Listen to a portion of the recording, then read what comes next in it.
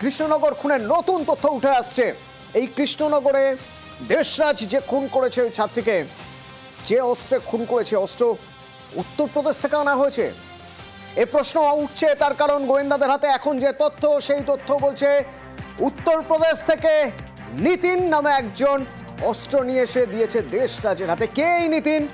কিভাবে উত্তরপ্রদেশের অস্ত্র নিতিনের হাতে, মানে দেশরাজের হাতে? মানে পুরোটাই ছক করা ছিল, পুরোটাই পরিকল্পনা করে করা হয়েছিল, একদম নিখুঁত প্ল্যান। কে নিতিন, কিভাবে অস্ত্র এলো জানবো। সমীর রয়েছে সরাসরি আমার সঙ্গে। সমীর,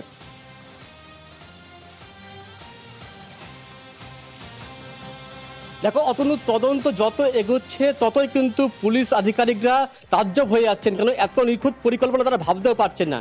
নিতিন প্রতাপ সিং, দেশরাজ সিং এর ভাই, যার বাড়ি উত্তরপ্রদেশের দেউরিয়ায়, গত 19 তারিখে সে কাঁচাপাড়ায় এসেছিল এবং পুলিশ মনে করছে সেই কিন্তু আগ্নেয়াস্ত্র উত্তরপ্রদেশ থেকে কাঁচাপাড়ায় এই দেশরাজের কাছে পৌঁছে দিয়েছিল। এবং যে টিকিট কাটা হয়েছিল দেশরাজের নামে 24 তারিখে ট্রেনের, যে দেশরাজ সে বাড়ি ফিরবে, সেই টিকিটে কিন্তু নিতিন ট্রাভেল করেছিল। অর্থাৎ দেশরাজের টিকিটে নিতিন যাচ্ছে, যাতে সকলে মনে করতে পারে যে দেশরাজ বাড়ি ফিরে গিয়েছে 24 তারিখেই। আর ঘটনাটা ঘটছে সোমবার, অর্থাৎ 25 তারিখ, যাতে প্রমাণ করা যায় যে 25 তারিখ ঘটনার দিন দেশরাজ এখানে ছিল না। এতটাই নিখুঁত পরিকল্পনা, যাতে কিন্তু পুলিশ তাজ্জব হয়ে যাচ্ছে। এবং ইতিমধ্যে কৃষ্ণনগর পুলিশ জেলার বা কোতোয়ালি থানার দুটি দল উত্তরপ্রদেশের দেউরিয়া পৌঁছিয়েছেন এবং সেখানে তারা ঘটনা তদন্ত শুরু করেছে। এবং এর পাশাপাশি তারা জানতে পেরেছে যে এই যে দেশরাজ সিং এর ভাই যেমন নিতিন প্রতাপ সিং, সে আগ্নেয়াস্ত্র সরবরাহ করেছিল এবং তার একটি সিম কার্ডও সে ওখানে নিয়ে চলে যায়। এবং এর পাশাপাশি যেটা জানা গিয়েছে যে এই দেশরাজ সিং এর দুই খুড়তুতো কাকা দঙ্গল সিং এবং মঙ্গল সিং, তারা কিন্তু ওখানকার বাহুবলী এবং কুখ্যাত দুষ্কৃতী বলে পরিচয়। এবং এই বাহুবলীদের পরিচয় জানবো, তবে তার আগে আমার একটু তোমার থেকে সমীর জানার রয়েছে। তদন্তকারীরা মনে করছেন পুরোপুরি গেম প্ল্যান আগে থেকে সাজানো, প্রত্যেকটা স্টেপ মেপে মেপে নিয়েছে। এই যে মেপে মেপে স্টেপ নিয়েছে দেশরাজ, সমীর, এই টিকিট কাটার ব্যাপারটা একটু স্পষ্ট হতে চাইবে। মানে যে টিকিট দেশরাজের নামে কাটা হয়েছে সেই টিকিটেই নিতিন এসেছে।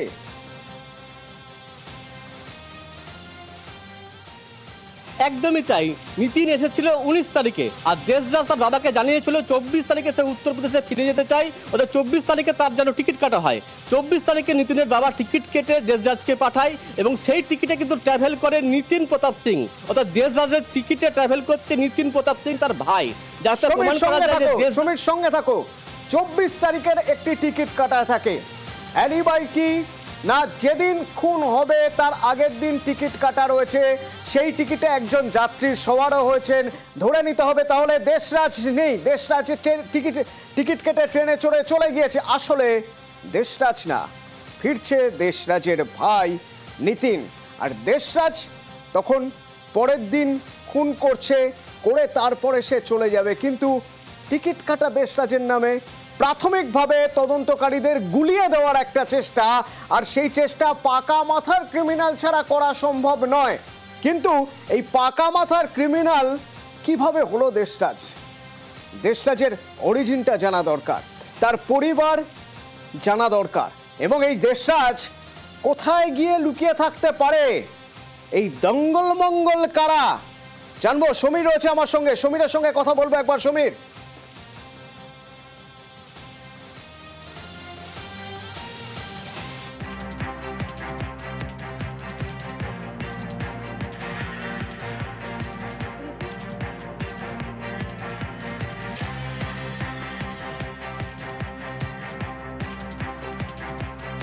সমীরের সঙ্গে কথা বলবো, তবে তার আগে আপনাদের দেখাবো একবার কিভাবে গুলিয়ে দেওয়ার চেষ্টা হয়েছিল।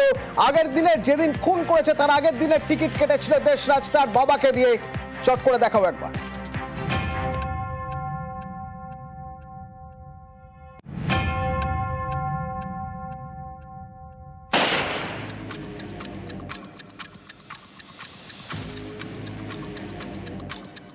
ট্রেনের টিকিট কাটা ছিল রবিবারে।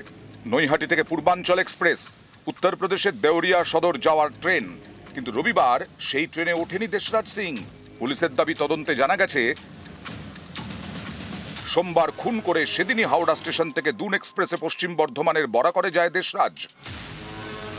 বরাকর স্টেশনের পাশে সিম সহ মোবাইল ফোন ছুঁড়ে ফেলে।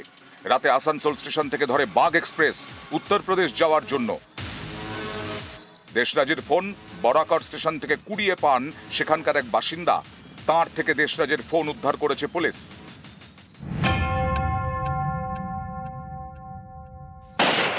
সোমবার ঈশিতা মল্লিক খুন আর রবিবার দেশরাজের নামে উত্তরপ্রদেশ যাওয়ার টিকিট। এই সেই ট্রেনের টিকিট। তদন্তকারীরা মনে করছেন পুলিশের চোখে ধুলো দিতেই রবিবারের টিকিট কাটা হয়েছিল, যাতে পুলিশের মনে হয় সে তো ঘটনাস্থলেই ছিল না, রবিবারই তো উত্তরপ্রদেশ রওনা দিয়েছে। সেই মতো রবিবারই দেশরাজ তার বাবাকে ফোন করে জানায় যে সে ট্রেনে উঠে গেছে। তারপরে ফোন বন্ধ করে দেয় যাতে টাওয়ার লোকেশন না পাওয়া যায়। এরপর সোমবার ঈশিতার বাড়ি গিয়ে তাকে খুন।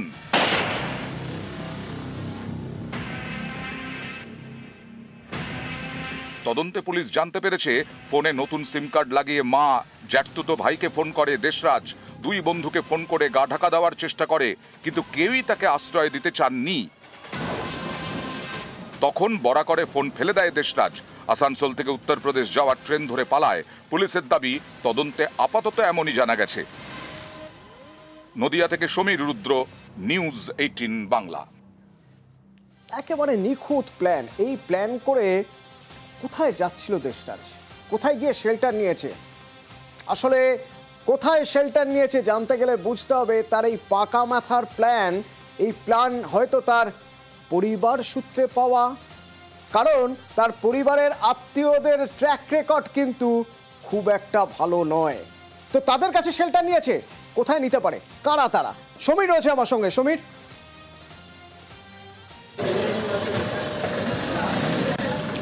দেখো, এই যে দেশরাজ সিং, এদের দুই খুঁড়তো কাকা নঙ্গল সিং এবং মঙ্গল সিং উত্তরপ্রদেশ দেউরিয়ার বাহুবলী বলে পরিচিত এবং কুখ্যাত দুষ্কৃতী। এদের বিরুদ্ধে খুন সহ একাধিক অভিযোগ রয়েছে এবং তারা জেলে ছিল। গত 6 দিন আগে তারা জেল থেকে মুক্তি পেয়েছে এবং পুলিশ মনে করছে এদের আশ্রয়ে রয়েছে এই দেশরাজ সিং।